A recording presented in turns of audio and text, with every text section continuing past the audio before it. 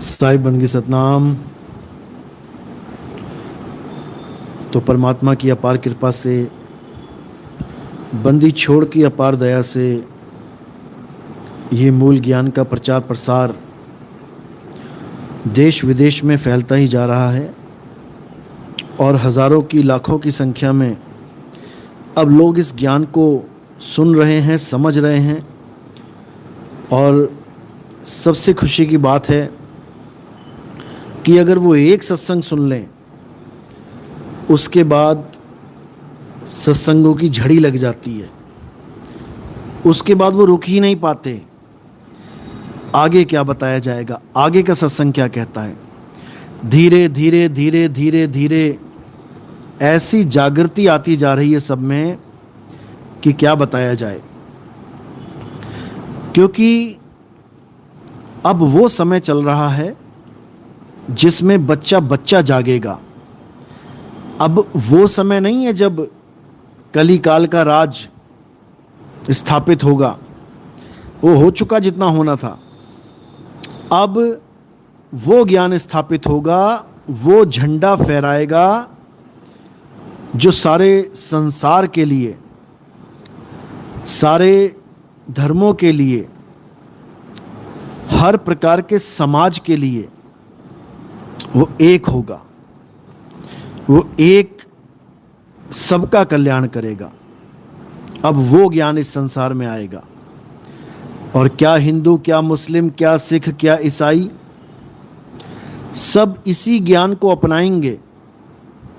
सब इसी सार, इसी मूल भेद को अपनाएंगे और अपना कल्याण करेंगे।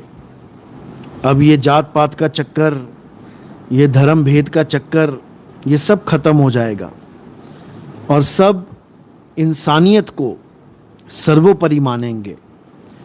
इंसानियत को ही सबसे बड़ा धर्म बना दिया जाएगा। इंसान इंसान से प्रेम करेगा, इंसान इंसान की मदद करेगा। अब ये हिंदू मुस्लिम सिख ईसाई वाला खेल खत्म, क्योंकि शुरुआत हो चुकी है। ये तबाहियां ऐसे ही नहीं आ रही हैं। जबकि इतने बड़े बड़े मंदिरों की स्थापना हो चुकी है, इतनी पूजा पाठ, इतने मंत्र उच्चारण, बड़े बड़े बाबा तक मार्केट में आ गए हैं जो बड़े बड़े मंत्रों को, भगवान की पूजा को, भगवानों के मंदिरों में दुनिया भर का जो काम कर रहे हैं, पूजा पाठ कर रहे हैं, हवन यज्ञ कर रहे हैं। फिर भी ये महाप्रलय आके रहेगी। मंदिर नहीं देखा जाएगा, मस्जिद नहीं देखी जाएगी, गांव शहर नहीं देखा जाएगा। ये तबाही सबको तबाह करेगी। ये होना भी जरूरी है। क्यों? कारण क्या है? क्योंकि हम इस नाशवान संसार से इतनी प्रीति लगा बैठे हैं, हम इतना प्रेम कर बैठे हैं कि हम भूल गए हैं कि एक दिन ये संसार छोड़ना है।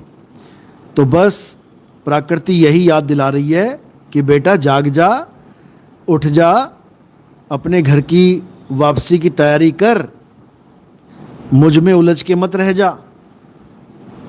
ये समझा रही है प्रकृति।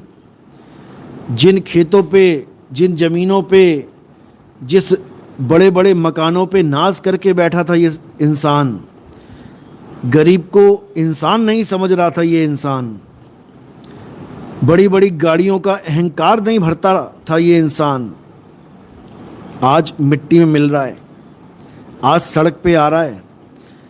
आज अपनी औकात पता लग रही है कि जब प्रकृति अपना विकराल रूप दिखाती है तो किसी को नहीं बख्शती, सब के सब धराशायी होते हैं। जिस प्रकृति का आज हम सबसे बड़ा नुकसान करने में लगे हैं, जब वही प्रकृति अपनी आई पे आ जाएगी, नामो निशान मिटा देगी इस इंसान का। इसीलिए अभी तो केवल शुरुआत है मेरे भाई। अब तो जगाएगी वो अच्छे से, अब हिला हिला के जगाएगी। जैसे सोता हुआ आदमी आवाज़ से नहीं जागता, तो उसको पकड़ के हिला दिया जाता है कस के। अब प्रकृति ऐसे ऐसे हिला हिला के जगाएगी। अब इंसान रास्ता ढूंढेगा कि कहाँ फंस गया, जाऊं तो जाऊं कहाँ।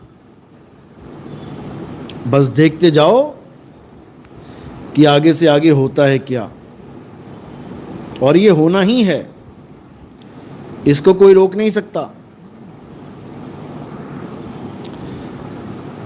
संत तो मार्ग बता सकते हैं और वो मार्ग बताएंगे। उनका काम ही यही है कि इस मायावी संसार को, इस जड़ प्रकृति के संसार को, इस पांच तत्व के संसार को कैसे छोड़ना है, इसको छोड़ के कहाँ जाना है, ये ज्ञान समझ लो मेरे भाई, तब तो कल्याण हो जाएगा। नहीं तो 1,84 में भटकना पड़ेगा।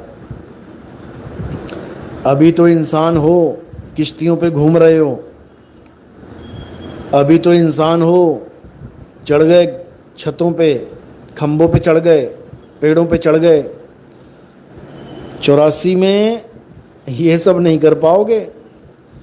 देख लो बेचारी गाय भैंसे कैसे पानी में बह गई, मर गई, जबकि अच्छी से अच्छी तैराक होती हैं, वो तैराकी खूब जानती हैं, लेकिन क्या करें, कितना तैरें, हार माननी ही पड़ जाती है। तो मेरे भाई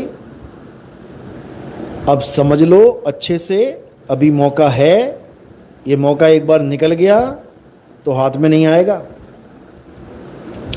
अब समझ लो क्या करना है, इस संसार में कैसे रहना है, इस संसार में जीवन कैसे बिताना है, इस संसार में अन्य लोगों के साथ कैसा व्यवहार करना है, इस संसार में रहते हुए प्रकृति के साथ कैसा व्यवहार करना है, इस संसार में रहते हुए पेड़ों के साथ क्या करना है, नदियों के साथ क्या करना है, पर्वतों के साथ क्या करना है, ये सब सीख लो।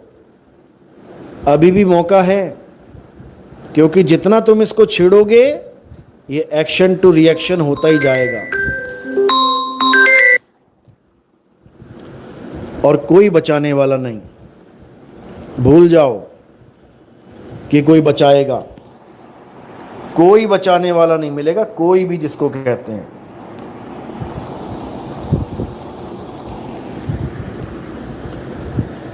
तो ये सब अपने आप आपके सामने आता जाएगा, क्योंकि अब युग परिवर्तन का समय है।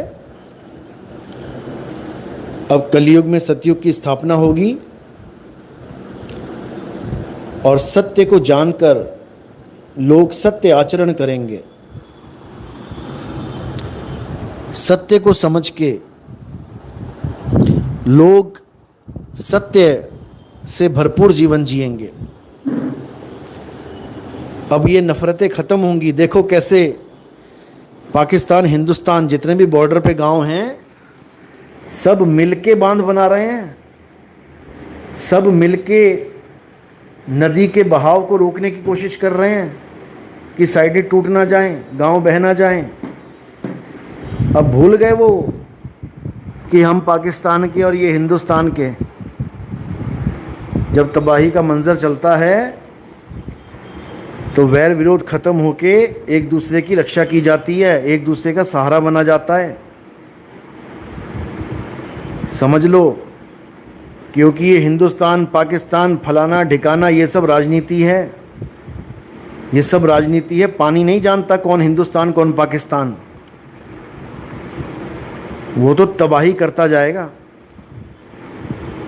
इंसान ही इंसान की मदद कर सकता है, और बहुत अच्छी बात है कि ये मदद शुरू हो चुकी है। अरे इंसान इंसान से प्रेम करे, इससे बड़ी बात क्या हो सकती है। और अगर ऐसी आपदाओं से इंसान और इंसान का प्रेम बढ़े, तो मैं तो कहता हूँ रोज आए ऐसी आपदा, कम से कम इंसान इंसान से प्रेम तो करेगा, एक दूसरे को कम से कम समझेगा तो सही, एक दूसरे को कत्ल करने का, मारने का सोचेगा भी नहीं, एक दूसरे का सहारा बनेगा बचने के लिए, क्योंकि आपदा तो सामने खड़ी है जो दोनों का नाश करने में लगी है। ये बातें तो तब आती हैं जब सब कुछ ठीक होता है, इसको मार दो, उसको मार दो, बम फोड़ दो, ये कर दो, कत्लेआम कर दो। जब आती है ना प्राकृतिक आपदाएं, तो सब भाई भाई बन जाते हैं। फिर सब यही सोचते हैं कि तू मेरी मदद कर, मैं तेरी मदद करता हूं भाई, तू मुझे बचा, मैं तुझे बचाता हूं, नहीं तो दोनों गए। तब सब भूल जाता है, तू हिंदुस्तानी, मैं पाकिस्तानी, वो चीन का, वो फलाना, वो ठिकाना, सब खत्म। तो इसलिए ये हम सबको चिताया जा रहा है, ये हम सबको समझाया जा रहा है कि बेटा इस दुनिया में आए हो कुछ समय के लिए, चंद सालों के लिए, इंसान बन के जी लो, जीना है तो, नहीं तो इंसान हम अच्छे से बना देंगे। ये प्रकृति है, ये किसी को नहीं बख्शती। इसलिए इस दुनिया में आए हो तो ऐसा जीवन जी के जाओ कि आने वाली जनरेशन तुम्हें याद करे कि कितने प्रेमी जीव थे हमारे पूर्वज।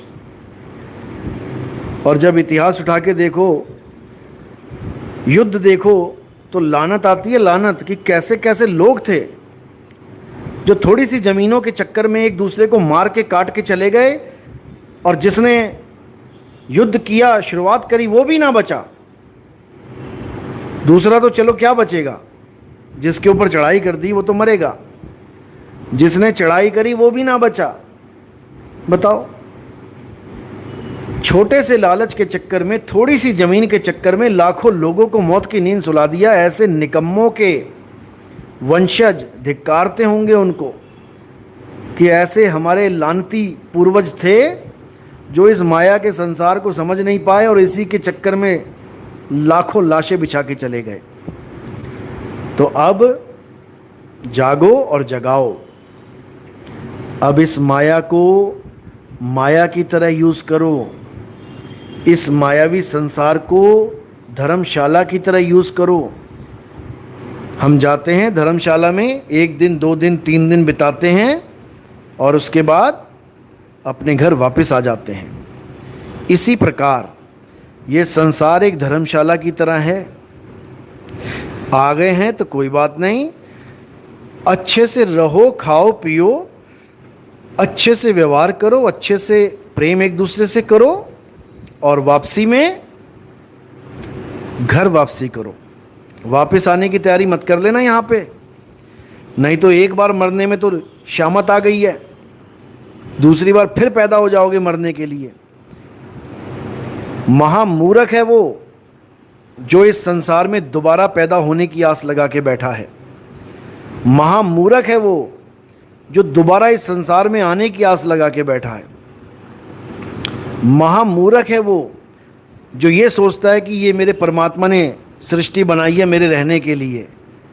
अरे तेरा नाश भी इसी सृष्टि से कर रहा है वो, समझ बात को। ये किसी परमात्मा ने नहीं बनाई है, ये इस 3 लोक के मालिक अलख निरंजन ने बनाई है। और वो जब सृष्टि बनाता है तो बिगाड़ता भी वही है। ये बनना और बिगड़ना ही इस सृष्टि का नियम है।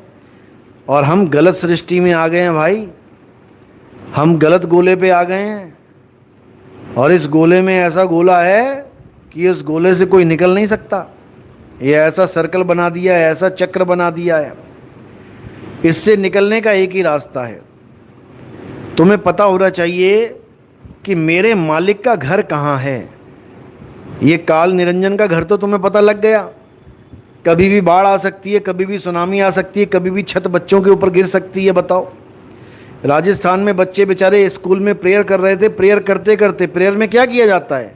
अरे उस भगवान की स्तुति तो की जाती है, उस भगवान को ही तो याद किया जाता है। बच्चे प्रेयर कर रहे हैं, प्रेयर करते करते ही छत गिर पड़ी सारे बच्चों के ऊपर। बताओ, ऐसा निर्दयी है ये काल भगवान, ये किसी को नहीं बख्शता। ये बच्चा नहीं छोड़ता, ये जवान नहीं छोड़ता, ये बूढ़ा नहीं छोड़ता, ये जानवर नहीं छोड़ता, ये किसी को नहीं छोड़ता। लेकिन लोगों को ये पता ही नहीं है कि ये काल भगवान है कौन। ये भगवान माने बैठे हैं इसे, ये परमात्मा बना के बैठे हैं इसे। इसीलिए इसकी पूजा में सारा समय बिता के, सारा जीवन बिता के फिर 84 के चक्कर में चले जाते हैं। तो मेरे भाई, ये आखिरी मौका है, समझ लो अच्छे से। अगर इस काल भगवान के, इस अलख निरंजन के जाल से निकलना है, इस बार बार के जन्म और मृत्यु से निकलना है, इस बार बार के जो जीवन चक्र बना रखा है इससे निकलना है, तो उसको जानो जो तुम्हारा पिता है। ये अलख निरंजन तुम्हारा पिता नहीं है। इसको तो कबीर साहब ने काल निरंजन बोला है।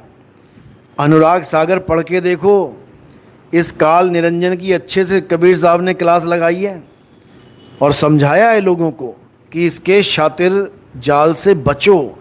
ये बहुत शातिर है। ये काल निरंजन और कोई नहीं है, ये मन है। ये तुम्हारे अंदर बैठा है छुप के। इतनी तबाही का मंजर देख लिया ना, अभी थोड़े दिन बाद ये फिर लग जाएगा इसी दुनिया में। इसका फिर मन लग जाएगा इस दुनिया में। ये फिर तुम्हें भरमा देगा कि नहीं नहीं नहीं, दुनिया तो बहुत बढ़िया है, दुनिया तो बहुत अच्छी है, रहने लायक है, यहीं रहेंगे, यहीं मरेंगे। ये मन ही सबसे बड़ा शातिर है जो तुम्हें परमात्मा के घर वापसी नहीं करने देता। नानक साहब समझा रहे हैं कि जब तक परमात्मा का भेद बताने वाला साधु तुम्हारे जीवन में नहीं आ गया, तब तक तुम मन के जाल में ही फंसे रहोगे। जब तक प्रभु की कृपा नहीं हो गई और तुम्हें नाम दीक्षा देने वाला साधु जीवन में नहीं आ गया, तब तक तुम काल और माया के जाल में ही फंसे रहोगे। तो समझा रहे हैं, प्रभु कृपाल कृपा करे, नाम नानक साधु संग मिले। कि जब परमात्मा की कृपा होती है तो साधु का संग मिल जाता है और तुम्हें घर वापसी की टिकट मिल जाती है। उसके बाद तुम्हें इस नाशवान संसार में नहीं आना पड़ता। देखो, जिस भगवान को तुम भगवान भगवान करते आरतियां गा रहे हो, अभी जम्मू में एक यात्रा थी, किसी माता की यात्रा थी। वो 2000 बंदा उस यात्रा में गया था, वहीं बादल फट गया। ये तो खबर तुम्हारे तक पहुंची नहीं है अभी। जो लोकल इंसान हैं वहाँ जम्मू के, उन्होंने बताया मुझे आज फ़ोन करके, कहते हैं वहाँ बादल फट गया, सारे के सारे चले गए सब। वैष्णो देवी माता में देखो, लोग जा रहे हैं वहाँ पे, वीडियो देखो, लाशें दबी पड़ी हैं। वहाँ पर भूचाल आ गया। बताओ, कहीं भी उठा के देख लो, कोई बख्शा नहीं जा रहा है। ना हिंदू, ना मुसलमान, ना सिख, ना ईसाई, हर जगह मुसीबत आ गई है। और ये मुसीबत तुम्हें जगाने के लिए आई है, क्योंकि अब कलयुग में सतयुग आने वाला है। अब वो दरवाज़ा खुलने वाला है जिसमें बहुत से जीवों को, बहुत से करोड़ों के हिसाब से इस बार दरवाजे में एंट्री मिलेगी। यानी जो इस दुनिया से निकलना चाहता है, दरवाजे खुल जाएंगे उसके लिए। खुले कपाट शब्द झनकारी, और पिंड अंड के पार सो देश हमारा है। 4 युगों में एक बार दरवाजा खुलता है वो सबके लिए। और वो मूर्ख होता है जो उस खुले दरवाजे में एंट्री नहीं कर पाता। महामूर्ख होता है वो। युग परिवर्तन इसीलिए बोला गया है, कलयुग में सतयुग इसीलिए बोला गया है कि कलयुग जब चरम पे आ जाएगा, हर जगह तबाही, हर जगह महामारी फैलेगी, हर जगह मारामारी फैलेगी, हर जगह सुनामी, हर जगह भूकंप आ रहे होंगे।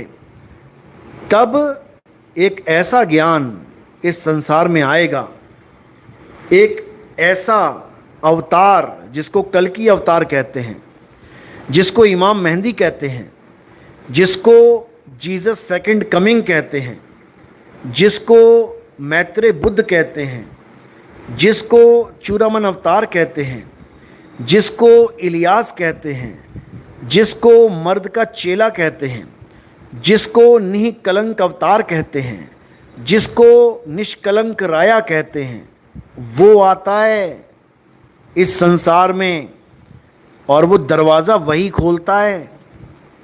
और जिसने भी उस दरवाजे में आना है, उस दरवाजे से होते हुए इस संसार से निकलना है, उसको वो टिकट दे देता है, पास दे देता है, और वो टिकट नामदान कहलाती है। जो भी इस संसार से निकलना चाहता है, नाम दीक्षा ले, यानी टिकट ले और निकल जाए इस संसार से। नहीं तो ऐसी हालत कर देगा ये काल निरंजन, क्योंकि आखिरी मौका है कलयुग में, ये आखिरी मौका है। अगर इस मौके से चूक गए तो मेरे भाई फिर से इन चारों युगों का चक्कर काटना पड़ जाएगा, और एक बार नहीं, जन्मों जन्मों से काट रहे हैं। अरबों खरबों चतुर्युग बीत गए हैं। अरबों खरबों भी बोलता हूं तो छोटा सा लगता है। अनंत जिसको कहते हैं, सदा सदा का चक्कर है, ये चलता ही रहेगा, ये खत्म होने वाला नहीं है। इसलिए मेरे भाई अब मौका है, अब समझ लो इस ज्ञान को, अब समझ लो इस भक्ति को, जिस भक्ति से मुक्ति मिलेगी। ये वो भक्ति नहीं है कि मैंने इतने मंत्र जप लिए, मैंने इतनी साधना कर ली, मुझे ये रिद्धि सिद्धि मिल गई, मुझे वो हो गया, मैं ऐसा हो गया वैसा हो गया। हटाओ इसको दिमाग से बिल्कुल। कोई मंत्र नहीं जपना, कोई नाम नहीं जपना, कोई 52 अक्षर का खेल नहीं खेलना, कोई स्वर व्यंजन को बार बार रिपीट नहीं करना। क्या करना है? अब उस सत्य स्वरूप को जानना है, अब उस आत्म देव को जानना है, अब उस परम तत्व को जानना है, जिसको जानने के बाद और कुछ जानना शेष ही नहीं रह जाता। जिसने उसे जान लिया वो इस माया जाल से बाहर निकल जाएगा, वो इस भवसागर से बाहर निकल जाएगा, उसको वापस इस संसार में आने की जरूरत नहीं रह जाएगी। समझ लो मेरी बात अच्छे से, ये बार बार नहीं समझाऊंगा, ये बार बार बताने नहीं आऊंगा। अभी मौका है, अच्छे से ज्ञान को समझ लो और अपना कल्याण करो। ये मंत्र जपने वाले, ये बड़ी बड़ी बातें करने वाले, ये पर्चियां निकालने वाले, ये सब धरे के धरे रह गए। अगर तुम्हें लगता है कि तुम्हारे मंत्रों में इतनी शक्ति है तो इनको पंजाब में ले जाके खड़ा करो, जरा इनको हिमाचल के पहाड़ों पे ले जाके खड़ा करो। जो कहते हैं 11 बार ये नाम जप लिया, 11 बार वो नाम जप लिया तो बड़े से बड़ी तूफान, बड़े से बड़ी आंधी, बड़े से बड़ी जो प्रॉब्लम है वो पल में खत्म हो जाएगी। बताओ, अरे तुम्हारे इन्हीं मंत्रों के चक्कर में 300 साल मुसलमान, जो विदेशी मुसलमान थे, वो राज कर गए, मुगल। तुम्हारे इन मंत्रों के चक्कर में वो अंग्रेज, वो राज कर गए 200 साल। एक मंत्र काम नहीं आया, 500 साल तक ऐसी लानत में ये जीवन बीता है भारतीयों का। सारे भगवान, सारे देवी देवता, अरे कहाँ चले गए इनके सारे नाम? कहाँ चले गए तुम्हारे सारे मंत्र? एक भी मंत्र काम नहीं आया। जब जनेऊ उतार के जब धर्म परिवर्तन किया जा रहा था, तब सिखों के पास भागे ये लोग, अपने भगवानों को छोड़ के, अपने भगवानों के नाम छोड़ के सिख गुरुओं के पास भागे, हमें बचाओ। बताओ, इनसे बड़ी बड़ी बातें करवा लो, आंखों में बिजली निकाल के वीडियो बनवा लो इनसे, बस आंखों में से निकलेगा करंट। ये बाबा तो अंतर्यामी हो गया है, सारी हवा निकल जाएगी। अगर एक बार ब्यास नदी पे खड़ा कर दिया ले जाके, रावी नदी पे खड़ा कर दिया ले जाके, सारे मंत्र भूल जाएगा। ऐसा बेवकूफ बना दिया इन लोगों ने। तो मेरे भाई, अब क्या करना है? अब हिंदू मुस्लिम सिख ईसाई एक हो जाओ। परमात्मा सबका एक है, परमात्मा अनेक नहीं है। जो अनेक कहता है उसको सिरे से खारिज कर दो। वो जानता तक नहीं परमात्मा क्या है। और जो ये कहता है कि परमात्मा कभी इस रूप में कभी उस रूप में, सब रूपों में परमात्मा है, ये रूपानंद को किनारे कर दो बिल्कुल। परमात्मा का कोई रूप रंग रेख नहीं है। रूप न रेख न रंग, प्रभु तीन गुणों से भिन्न, और तिस ही बुझाए नानका जिस होवे प्रसन्न। ये जितने भी लोग रूपों के चक्कर में पड़े हैं, बताओ, ये सब काल के दूत हैं, निरंजन अलख निरंजन के भेजे हुए शातिर दूत हैं। क्योंकि निरंजन को पता है कि सारे रूपों में मैं ही खड़ा हूं, इनको अरूप का ज्ञान ना हो जाए, क्योंकि सारे नामों में मेरा ही नाम है, इनको अनाम का ज्ञान ना हो जाए। इसलिए निरंजन ने क्या किया है, ऐसे बाबा लोग को फेमस किया पड़ा है। यूट्यूब भरा पड़ा है ऐसे बाबाओं से, जो आज हमारी नकल तो मारने लग गए हैं कि आत्मा को जानो, आत्मा अविनाशी है, अजर है, अमर है। उसके बाद फिर तुम्हें किसी आदमी या औरत की पूजा करवाने में लगा देंगे, उसके बाद फिर तुम्हें किसी आदमी या औरत का नाम जपवा देंगे। इतना बुरा हाल है। उदाहरण देंगे नामदेव जी महाराज का, कि नामदेव जी महाराज के पास विट्ठल जी आए, कुत्ता बन के आ गए, उनको वो पहचान गए, वो कुत्ता रोटी लेके भागा तो वो घी की कटोरी लेके पीछे पीछे भागे। उदाहरण तो ऐसे ऐसे दे देंगे कि एक भूत आया, बड़ा लंबा सा लंबोदर भूतनाथ, तो बाबा नामदेव कहते, अरे प्रभु आप आओ, दर्शन दिया आपने, मेरे बड़े भाग हैं। बताओ, दूसरों को ये ज्ञान देते हैं कि हर जगह प्रभु ही है, और खुद का क्या हाल है, इतना बुरा हाल है, समझा नहीं सकता, बता नहीं सकता। वैर विरोध, दूसरे धर्म वालों को ऐसी नजरों से देखना कि बिल्कुल जैसे पता नहीं किसी और ही भगवान ने पैदा करके भेज दिया इनको। ये सब माया के खेल में पड़े हैं और तुम्हें भी माया में उलझा देंगे। आत्मज्ञानी कौन होता है समझ लो। आत्मज्ञानी को कभी किसी और की जरूरत ही नहीं पड़ती। आत्मज्ञानी कभी ये आस लगा के नहीं बैठेगा कि मेरा भगवान आएगा मुझे लेने, या यमदूतों को भेजेगा, या फिर कोई परियों को भेजेगा, श्री जी की परियां आएंगी मुझे लेने। परियां क्या करेंगी तुझे लेके यार? तू आत्मज्ञानी बंदा है, तू आत्मा में समाने के लिए भक्ति कर रहा है, परी क्या करेगी ले जाके? परी तो इंद्र भेजता है परियां भक्ति नाश करने के लिए। परियां क्या आचार डालेंगी तेरा? तो ऐसे परिबाजों से बच के रहना है। किसी परिवरी की जरूरत नहीं है आत्मज्ञानी को। नामदेव जी की वाणियां भी इन्होंने पढ़ी नहीं है। कहते हैं आपे को आपे में पाया और ना कहीं गया ना आया। नामदेव जी कहते हैं मैंने अपने आप को अपने आप में ही पा लिया। ऐ जी सार शब्द मुहे पाया। मैंने वो सार शब्द पा लिया कि अपने आप में ही खुद को जान लिया और ना कहीं गया ना आया। अब मुझे कोई परियां वरियां लेने नहीं आएंगी।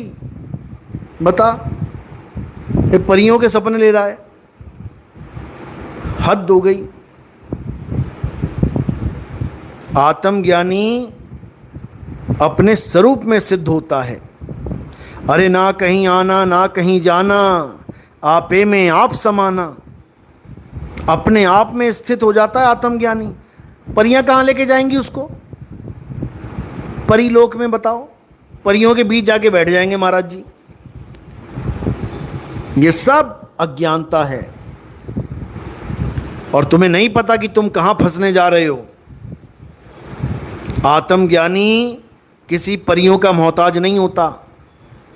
आत्मज्ञानी किसी देव दूतों का मोहताज नहीं होता कि कोई देवदूत आएगा लेने के लिए।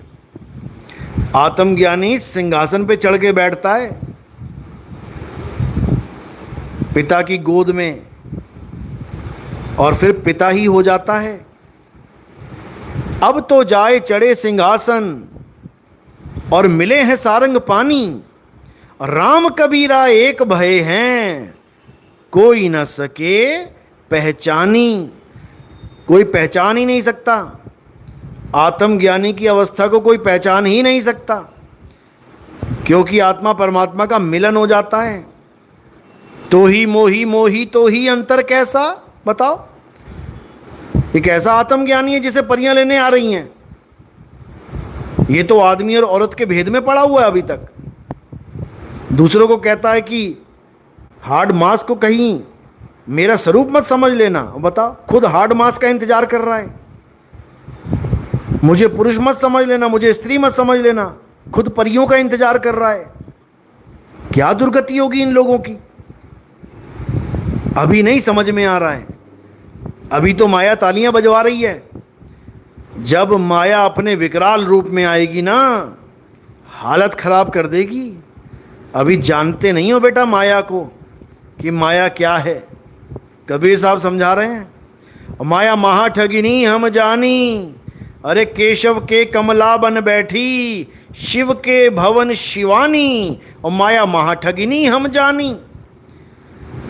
राजा के हीरा बन बैठी, और काहू कौड़ी कानी।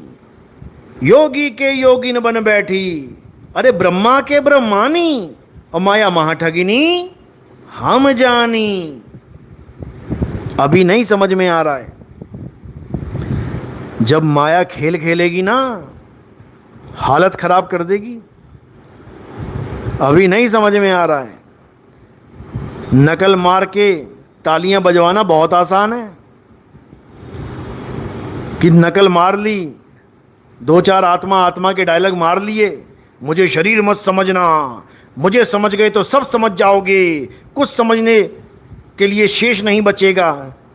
परी बचेगी शेष समझने के लिए, आएगी पंख फड़फड़ाती हुई तेरे पास तुझे ले जाने के लिए। ऐसे लोगों से सावधान रहो, ये बर्बाद कर देंगे, ये बर्बाद कर देंगे तुम्हें। ये आत्मज्ञानी नहीं है, ये परिज्ञानी है। परियां आएंगी इनको लेने के लिए, समझ लो। तो मेरे भाई, आत्मज्ञान को जानो। और अभी तो वो समय आने वाला है जब तुम्हें गली गली में आत्मा आत्मा आत्मा सुनने को मिलेगा। अभी वो समय आने वाला है जब हर गुरु क्या बोलूं, गुरुआ, हर गुरुआ आत्मा आत्मा करता फिरेगा। मंत्र जपने वाले, तंत्र करने वाले, योग साधना करने वाले गुरु भी, ये प्राणायाम करवाने वाले भी आत्मा आत्मा करते नजर आएंगे। सारे संसार के गुरु आत्मा आत्मा करते नजर आएंगे। उसी वक्त के लिए ये दोहा बोला गया है, कबीर आत्म ज्ञान का पड़ा नगर में शोर, और पूछो कैसी आत्मा तो देते दांत निपोर। जब इनसे पूछा जाएगा कि आत्मा का स्वरूप क्या है, तो दांत निपोर के चले जाएंगे, लेकिन उस आत्मा का भेद नहीं समझ पाएंगे, ना खुद जान पाएंगे, ना किसी को बता पाएंगे। ऐसे ही जीवन बर्बाद करके चले जाएंगे। तो मेरे भाइयों, जैसे असली नोट और नकली नोट की पहचान होती है, ऐसे ही आत्मज्ञानी और काया ज्ञानी की पहचान होती है। काया ज्ञानी कितनी बड़ी बड़ी बातें कर ले आत्मा की, लेकिन काया से अलग नहीं रह सकता। काया में ही उलझ जाएगा, खुद को काया मानेगा, भगवान को काया मानेगा। परियां भी काया ही है, काया का इंतजार कर रहा है। परियां आएंगी, लेके जाएंगी। पता नहीं क्या करेगा ये परियों के साथ, क्योंकि परियां तो बनाई ही इसीलिए गई हैं। परा नहीं बोलेगा, परा लेने आएगा। मुझे प्रभु का कोई परा लेने आएगा। परे का क्या करेगा, ये अचार डालेगा। परा नहीं चाहिए, इसे परी चाहिए, परी। तो मेरे भाई, आत्मज्ञानी को ना परा चाहिए और ना परी चाहिए। आत्मज्ञानी को अपना सत्य स्वरूप चाहिए, समझ लो। तो क्या कहते हैं, अरे 3 गुणों की भक्ति में भूल पड़ा संसार, कहें कबीर निज नाम बिन कैसे लागे पार। बताओ कहां आ गई परी और कहां आ गया परा। बात है निज नाम की, अपने स्वरूप की बात चल रही है। अरे सत्य स्वरूपी नाम साहिब का सो निज नाम हमारा। साहिब का स्वरूप ही मेरा निज नाम है, परमात्मा का शब्द स्वरूप ही मेरा निज नाम है। और ये परियों का इंतजार कर रहे हैं महाराज जी। तो मेरे भाई अब उस ज्ञान को समझो जिससे सबका कल्याण होगा। अब इस माया के जाल को अच्छे से समझो और इसको तोड़ दो। ये आखिरी मौका है। अगर ये मौका गवा दिया तो जन्मों जन्म भटकना पड़ेगा, जन्मों जन्म। 1 बार 2 बार 3 बार की मौत नहीं है। फिर जम जम मर्रे फिर जम में बार बार जन्म लेना पड़ेगा, बार बार मरना पड़ेगा। तो इसलिए अब क्या करना है,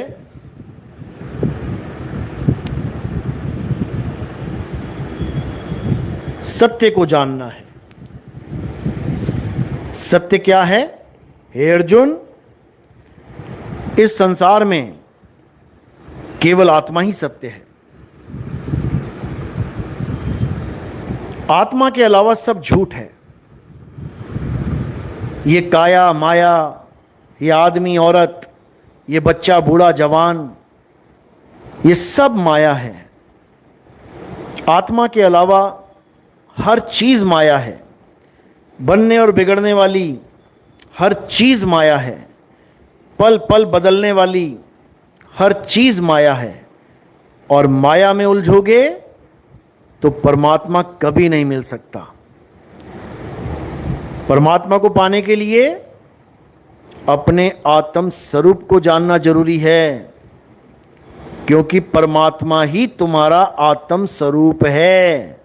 सत्य स्वरूपी नाम साहिब का सो निज नाम हमारा। समझ जाओ मेरे भाइयों, समझ जाओ। हम आत्मा ही हैं। गलती से अपने आप को शरीर मत मान लेना। शरीर तो एक यंत्र है जो तुम्हें कर्म करने के लिए दिया गया है। 10 इंद्रियों का यंत्र, आंखें देखने के लिए, कान सुनने के लिए, मुंह बोलने के लिए, नाक सूंघने के लिए, जीभ चखने के लिए, हाथ काम करने के लिए, पैर चलने के लिए, लिंग गुदा शरीर को साफ रखने के लिए, मैल बाहर निकालने के लिए, और चमड़ी स्पर्श करने के लिए। ये 10 इंद्रियां हैं। इन इंद्रियों को मत समझ लेना तुम अपना स्वरूप।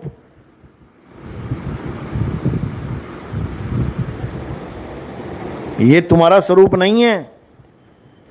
और ना ही किसी कृष्ण जी, हनुमान जी, राम जी को ये शरीर समझ लेना कि मुरली पकड़ के कृष्ण जी खड़े हैं। कृष्ण जी नहीं खड़े हैं, ये 10 इंद्रियां खड़ी हैं।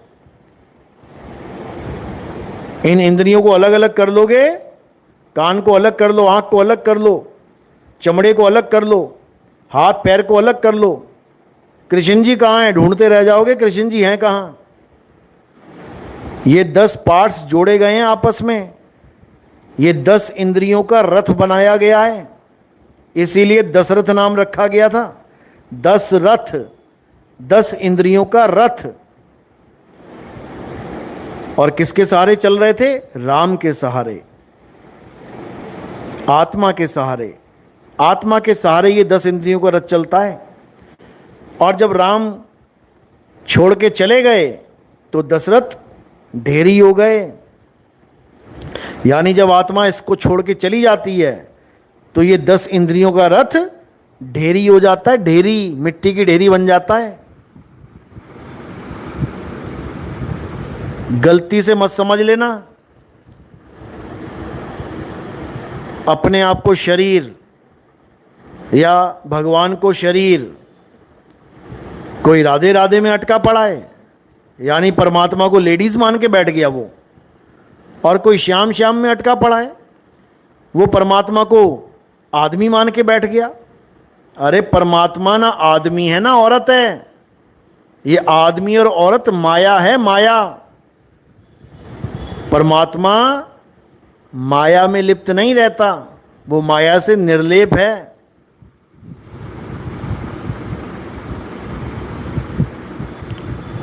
लेकिन ये तब तक नहीं समझ में आता मेरे भाई, जब तक आपके जीवन में कोई तत्वदर्शी संत नहीं आ जाता। ये मंत्र जपने वाले बाबा लोग को कहीं तत्वदर्शी मत मान लेना कि तुम्हें राधे राधे करने वाला बाबा मिल गया, तुम्हें श्याम श्याम करने वाला बाबा मिल गया, तुम्हें राम राम करने वाला बाबा मिल गया, तुम्हारा कल्याण हो जाएगा। कबीर साहब की वाणी पढ़ो, तब समझ में आएगा। क्या कहते हैं कबीर साहब? कहते हैं राम राम करते करते नरक में पड़ गए कई लोग, लेकिन अपने आत्म स्वरूप को नहीं जान पाए। नरक मतलब कुंभी नरक। कुंभी नरक मतलब मां का गर्भ। मां के गर्भ में उल्टे लटक गए, नाम जपते जपते, मुद्राएं साधते साधते, साधु सिद्ध त्रिदेव आदि सब 5 शब्द में अटके, मुद्रा साध रहे घट भीतर, फिर औंधे मुंह लटके। औंधे मुंह कहाँ लटका जाता है? औंधे मुंह गर्भ में लटका जाता है। मुंह नीचे होता है, पैर ऊपर होते हैं। इसी को कुंभी नरक बोला है बाबा नानक ने। कुंभी नरक क्यों बोला है? कुंभ का मतलब होता है घड़ा। मां का पेट घड़े की तरह बाहर आ जाता है जब इस नरक में जीव पड़ता है। और बैतरणी नदी क्या है? ये खून की नदी है। कौन सी खून की नदी? समझ जाओ इशारा। तो वो खून की नदी अंदर की तरफ बहने लग जाती है, बाहर का रास्ता बंद हो जाता है, वो बैतरणी नदी अंदर की तरफ घूम जाती है। उसी में जीव उल्टा लटका पड़ा होता है, नाक मुंह सब खून की नदी के अंदर डूबे पड़े होते हैं। तब कहता है बचाओ प्रभु बचाओ। महीन से महीन खाल होती है, उसमें छोटे छोटे जीवाणु विषाणु जब काटते हैं तो खलबली मच जाती है। फिर कहता है बचाओ प्रभु, निकालो यहां से, कहां फंस गया। और जब बाहर आ जाता है तो ठंडी ठंडी हवा लगती है, भूल जाता है माया के खेल में, भूल जाता है 9 महीने कैसे बिताए अंदर, बन जाता है चौधरी। मैं गांव का प्रधान, मैं एमएलए, मैं सीएम, मैं एमपी, मैं पीएम, मैं फलाना, मैं ढिकाना। और उसके बाद फिर उसी गर्भ में चला जाता है, भूल जाता है कौन सा सीएम था, कौन सा पीएम था, कौन सा एमएलए था, कौन सा क्या था। फिर आम जनता बन के खड़ा हो जाता है वोट देने के लिए, वो भी इंसान जन्म मिल जाए तो, नहीं तो शेरों के आगे खड़ा होगा हिरण बन के। समझ लो, मांस देना पड़ेगा शेरों को जो अभी खा रहे हो ना मजे से, और बिना किसी डर के खा रहे हो कि अरे किसने देखा, खाओ पियो मजे करो। ये जो अंदर मन बैठा है ना, यही खिलाता है तुम्हें, क्योंकि इसका काम है कर्म बढ़ाना। ये कर्म बनवाता है तुमसे, तभी तो शेरों के आगे फेंकेगा तुमने ले जाके, क्योंकि इस प्रकृति का नियम ही यही है, जो करोगे सो भरोगे। अगर तुम मांस नहीं खाओगे तो फिर तुम्हें फेंकेगा कैसे ये उसके आगे? जिनका मांस खिला रहा है तुम्हें, उन्हें ही शेर बनाएगा। अभी मुर्गी बने हुए हैं इसलिए तुमने खा लिया, फिर वो मुर्गियां शेर बनेंगी और तुम बनोगे हिरन, तुम बनोगे भैंस। 4 शेर पकड़ के फाड़ देंगे, समझ में आ जाएगा। क्योंकि करनी का फल भोगने के लिए ही तुमसे कर्म करवाता है ये मन। इसीलिए कबीर साहब समझा रहे हैं, मन के मते न चालिए, मन है पक्का दूत। ये मन तुमसे ऐसे ऐसे काम करवा देता है कि उसके बाद भुगतान के लिए तुम्हें 84 में जाना पड़ता है। अरे मन जाता है तो जाने दे, तू थाम के राख शरीर, उतरा पड़ा कमान से क्या कर सके तीर। कहते हैं मन जाता है तो जाने दे। अगर मन कह रहा है आज मटन खाना है, आज बिरयानी खानी है, आज अंडे खाने हैं, इसको जाने दे, ले खाया तू थाम के राख शरीर। तुम अपने शरीर को पकड़ के रखना, जाने मत देना इसके पीछे। गलती से अगर तुमने पीस खा लिया तो समझ लो पीस देना पड़ेगा, क्योंकि तुमने जीव को कष्ट दिया है, तुमने उसकी जान ली है एक तरह से, तो जान देनी पड़ेगी। अब कई लोग कहते हैं हमने थोड़ी नहीं ली, वो तो पहले से मुर्गा मार के रखा हुआ है या बकरा काट के रखा हुआ है। अरे तुम पहुंच रहे हो, खरीद रहे हो, इसीलिए अगला बकरा कट रहा है, इसीलिए अगला मुर्गा कट रहा है। तुम जाओ ही ना, खाओ ही ना, वो पागल है जो काट काट के रखेगा। तुम जैसे लोग पहुंच रहे हैं इसलिए डिमांड बढ़ रही है, डिमांड बढ़ रही है तो सप्लाई करनी पड़ रही है। समझो, ऐसे कर्म बंधन में फंसे हो तुम्हारी हालत खराब हो जाएगी। अब निकलने का एक ही रास्ता है और ये आखिरी रास्ता है, याद रखना। हिंदुओं में भी आखिरी अवतार बता दिया गया है कि आखिरी मौका है बेटा, कल की अवतार आएगा, उसके ज्ञान को समझ के निकल लेना यहां से, उसके बाद फिर 84 चलेगी। हदीसों में भी ये कह दिया गया कि कयामत तब तक नहीं होने दूंगा जब तक इमाम मेहंदी आके अपना काम पूरा नहीं कर जाएगा। यानी कयामत रोक के रखेंगे जब तक इमाम मेहंदी का काम पूरा नहीं हो जाता। अल्लाह कयामत होने नहीं देगा जब तक आखिरी मार्गदर्शक अपना मार्गदर्शन नहीं करवाएगा लोगों को। जब तक वो सबका मार्गदर्शन नहीं कर लेगा, फना नहीं होगी धरती। यही ईसा मसीह के लिए बोला गया कि ये महाप्रलय तब तक नहीं होगी, तब तक सब नहीं मरेंगे जब तक जीसस सेकंड कमिंग आके अपना प्रचार नहीं कर लेते, जब तक वो पूरे संसार को एक नहीं कर देते, तब तक खेल खत्म नहीं होगा। हर जगह यही इशारा किया गया है, आखिरी आखिरी आखिरी। असल में ये आखिरी मौका है, ये आखिरी मौका है। और जो इस आखिरी मौके को नहीं संभाल पाया वो गया, वो ऐसे भवसागर में फंस जाएगा जाके कि जन्मों जन्म तक इसी काल चक्र में फंसा रह जाएगा। अरे काल चक्र चक्की चले, बहुत दिवस और रात, अगुन सगुन दो पाट ले, तामे जीव पिसात। कहते हैं काल चक्र चक्की चले, ये काल की चक्की चल रही है। देखो लाखों लोग मर रहे हैं। तुम जय माता की जय माता की करो, वो वैष्णो देवी में भूकंप आ गया, मर गए वहां पे। तुम जय भोले शंकर करो, वो केदारनाथ में मर गए सारे। तुम जय माँ नैना देवी करो, वो नैना देवी में भगदड़ में 500 बंदा मर गया था। तुम किसी भी कहीं पर भी जाओ, तुम मक्का मदीना में देख लेना, अभी गर्मियों में 500 हजार बंदा मर रहा है वहां पे। कोई जगह नहीं बख्शी जाएगी, हर जगह त्राहिमाम होगी और ये होके रहेगा, कोई बचाने वाला नहीं है।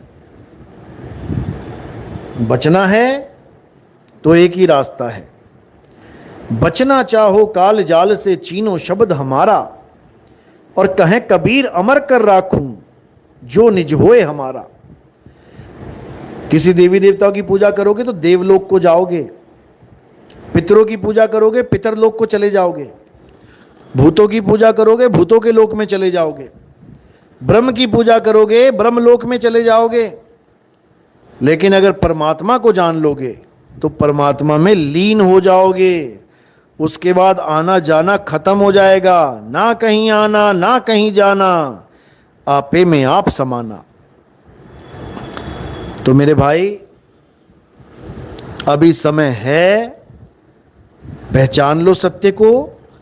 ये हिंदू मुस्लिम सिख ईसाई ये सब फालतू की बातों में मत उलझो। एक दूसरे की मदद करो, एक दूसरे से प्रेम करो, और जो तुम्हें भड़काऊ भाषण कोई देता है तो उसको रिजेक्ट मारो, सपोर्ट मत करो, उसको रिजेक्ट मारो, उसको एक्सपोज करो। कोई गंदी राजनीति करता है उस राजनीति को एक्सपोज करो। कोई भड़काऊ भाषण देता है हिंदुओं के मुसलमानों के खिलाफ, उसको एक्सपोज करो। आपस में मत लड़ो, आपस में प्रेम बना के रखो। जो तुम्हें भड़काऊ भाषण देते हैं, एक भी तुम्हारे साथ नहीं खड़ा है इस वक्त। एक भी दिखा दो कहीं खड़ा हो जिसको तुम्हारी फिक्र हो। तुम्हें मरवाने के लिए भाषण दिए जाते हैं, तुम्हें बचाने के लिए नहीं दिए जाते। एक भी दिखा दो कोई खड़ा हो वहां पंजाब में, दिखा दो। आज हिंदू मुस्लिम सिख ईसाई सब एक दूसरे की मदद कर रहे हैं, सब एक दूसरे को खाना पहुंचा रहे हैं। ऐसे ही प्रेम से रहोगे तो किसी की राजनीति नहीं चलेगी तुम्हारे ऊपर। अगर एका बना के रखोगे और उसको सिलेक्ट करोगे, उसको वोट दोगे जो चारों धर्मों को एक समान रख के उतनी तरक्की दे जितनी हमें चाहिए। हमें एक्स्ट्रा विकास भी नहीं चाहिए भाई। हमें ऐसा विकास नहीं चाहिए जो हमारी जान को ही आफत पड़ जाए। हमें उतना विकास चाहिए जितना हमारे जीवन को आसान करने में मदद मिले। बस हडहरामी थोड़ी नहीं बनना है, कामचोर थोड़ी नहीं बनना है कि इतना विकास कर दो कि मैं बेड पे पड़ा रहूं और सारे काम अपने आप होते जाएं, मशीनें आ जाएं, रोबोट आ जाए वही मेरा काम कर दे। तो मरी जाओ, इससे अच्छा क्या करोगे? बेड पे पड़े पड़े सारे काम रोबोट करेगा तो तुम क्या करोगे? मरी जाओ, इससे अच्छा। रोबोट ही देख लेंगे संसार में क्या करना है, तुमसे बढ़िया से जिएंगे। वो जो प्रोग्राम फीड हो जाएगा वही काम करेंगे। अगर टॉफ़ी खाएंगे तो टॉफ़ी खा के छिलका सही जगह फेंकेंगे, हमारी तरह नहीं वो गली गली में गंद मचाते फिरेंगे। हद कर दी है। तो भाई अब समझ जाओ, अभी भी देर नहीं हुई है। ये भूकंप, ये सुनामियाँ, ये बाढ़, ये बारिशें तुम्हें आगाह कर रही हैं कि अब एक हो जाओ। अब इस गंदी राजनीति को ख़त्म करो, अब झगड़े ख़त्म करो और सब मिलके एक अच्छा वातावरण पैदा करो, एक अच्छा एनवायरनमेंट खड़ा कर दो जहाँ पे सब आराम से जिएं, सब आराम से भक्ति करें और भक्ति करके इस दुनिया से निकलें, वापस ना आए यहाँ पे कोई बार बार मरने जन्मने के लिए। समझ लो, अब ये काम करना है और अगर ये काम कर लिया तो समझ लो जन्म सफल हो गया। नहीं तो कोई फायदा नहीं धक्के खाने का। जैसे आए जैसे ना आए कोई फायदा ही नहीं होगा। समझ लो, ना हमें हिंदू राष्ट्र चाहिए, ना हमें खालिस्तान चाहिए, ना हमें बौद्ध राष्ट्र चाहिए और ना हमें इस्लामिक कंट्री चाहिए। हमें ऐसा देश चाहिए जहाँ पर हर धर्म के इंसान को इंसान समझा जाए, हर धर्म के इंसान को भाई समझा जाए, सबको अपनी अपनी भक्ति करने की आज़ादी हो, एक दूसरे से कोई जलन कोई ईर्ष्या ना हो। कोई साकार भक्ति करना चाहता है आराम से करे, कोई निराकार की भक्ति करना चाहता है घर बैठ के करे, सड़कों पे आके जुलूस निकालने की ज़रूरत नहीं है, किसी झगड़ा किसी फसाद को बढ़ाने की ज़रूरत नहीं है। और जो साकार निराकार दोनों से आगे बढ़ना चाहता है वो हमारा मार्गदर्शन प्राप्त कर सकता है, कोई बंधन नहीं है। साकार वाले भी खुश, निराकार वाले भी खुश, और अपने शब्द स्वरूप को प्राप्त करने वाले भी खुश। सबको हक है, कोई भी किसी भी प्रकार की भक्ति को चुन सकता है, इसमें बुराई क्या है। 12वीं तक का स्कूल है, कोई पहली क्लास में खुश है, कोई दूसरी में खुश है, कोई 5वीं में खुश है, कोई 10वीं में खुश है, कोई 12वीं में खुश है। जो जहां है अपनी क्लास में अच्छे से पढ़ाई करे, जब एग्जाम होगा पास हो जाएगा, खुद ब खुद आगे बढ़ जाएगा। उसमें मैं चिढ़ाता फिरूं कि मैं तो 10वीं में हूं, ये 5वीं में है, हो तू 5वीं में है, हो, इससे क्या होगा। आजकल यही चल रहा है, आजकल धर्मों में यही चल रहा है। तुम्हारा भगवान बंदर जैसा है, बताओ। अरे बंदर जैसा है यार, तूने क्या लेना है, हैं? तुम्हारा भगवान आधा आदमी आधा इंसान बन जाता है। हाँ तो भाई तूने क्या करना है, तू अपने अल्लाह को पकड़। तुझे निराकार पसंद है तो निराकार पकड़ ले। हमारे ग्रंथ अभी देखे नहीं ना, विष्णु महापुराण उठा के देख ले, शिव महापुराण उठा के देख लो, उसमें दोनों प्रकार के स्वरूपों का वर्णन है कि विष्णु जी साकार भी हैं निराकार भी हैं, शिव जी साकार भी हैं निराकार भी हैं, दोनों स्वरूपों का वर्णन है उसमें। और साकार निराकार एक ही चीज है, एक ही सिक्के के दो पहलू हैं। या साकार को मान लो या निराकार को मान लो, दोनों को मानने में अवस्था एक ही है, क्योंकि तुम मान रहे हो किसको, साकार को या निराकार को। तुम जान नहीं रहे हो किसको, खुद को। समझो फर्क, साकार को मानो चाहे निराकार को मानो, तुम तो मानता में फंस गए। मैं साकार को मानता हूं, मैं निराकार को मानता हूं, लेकिन खुद को नहीं जानता हूं। यही बंधन है। जब खुद को जान जाओगे तो ना तुम निराकार को मानोगे ना तुम साकार को मानोगे, दोनों से न्यारे हो जाओगे। अरे कोई निर्गुण में रीझ रहा कोई सरगुण ठहराए, अटपट चाल कबीर की मुंह से कहीं ना जाए। निर्गुण सरगुण द्वंद्व पसारा, द्वंद्व यानी लड़ाई, दोनों लड़ रहे हैं आपस में, युगों युगों से लड़ रहे हैं। अरे निर्गुण सरगुण द्वंद्व पसारा, दोनों पड़ गए काल की धारा, दोनों ही बह गए बेचारे। क्यों? क्योंकि खुद को नहीं जान पाए। जो साकार को भी मान रहा है, जो निराकार को भी मान रहा है, वो खुद क्या है ये नहीं जान पा रहा है, इसीलिए जन्म मरण में फंसा पड़ा है। तो मेरे भाई अब क्या करना है, अब किसी को नहीं मानना है, खुद को जानना है। खुद को, खुद ही को कर बुलंद इतना, इसीलिए बोला गया है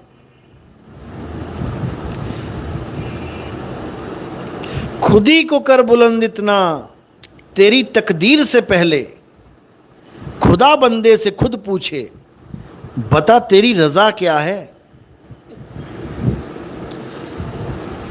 समझो, खुद को बुलंद करो, अपने स्वरूप को जानो। अपने स्वरूप को जान लोगे तो किसी परी की वेट नहीं करोगे। पता लगा स्कूटी लेके आ गई पापा की परी, कहीं और ही पहुंचा देगी तुम्हें।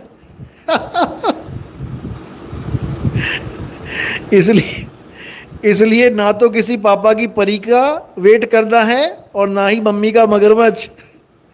अब इन दोनों को भूल जाओ और अपने स्वरूप को जानो।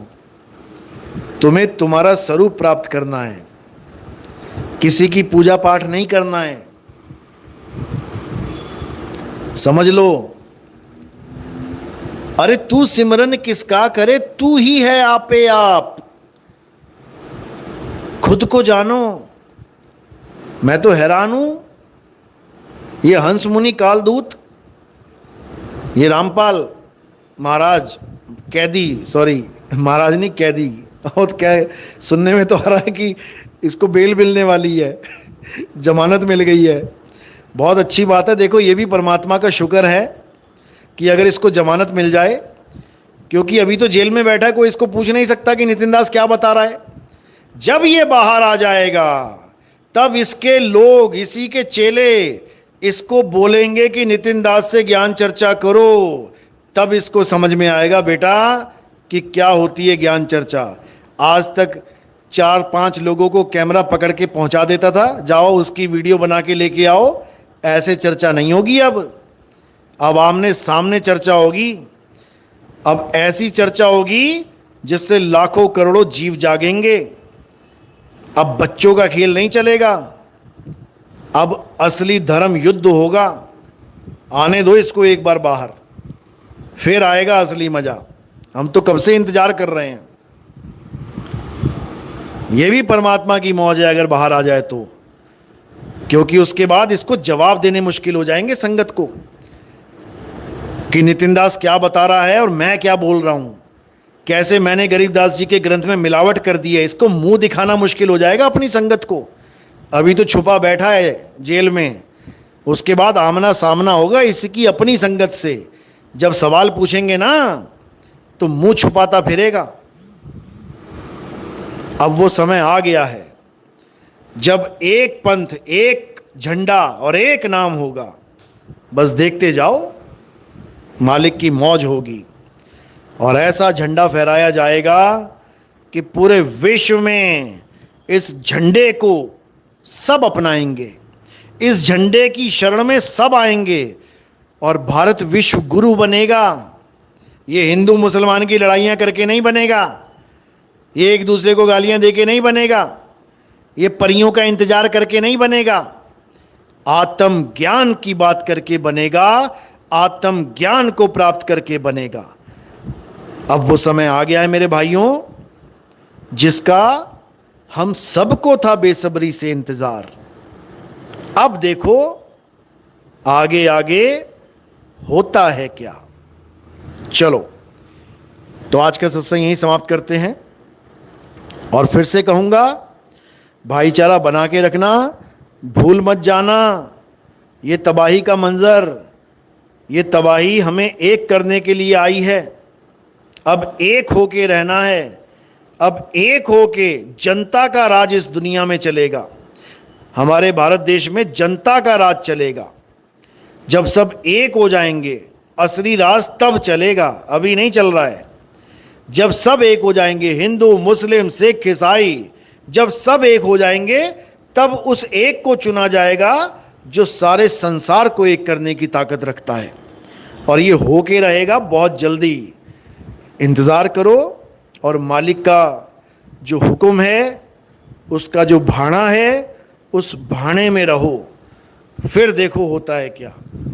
साहिब बंदगी सतनाम। जय बंदी छोड़ की।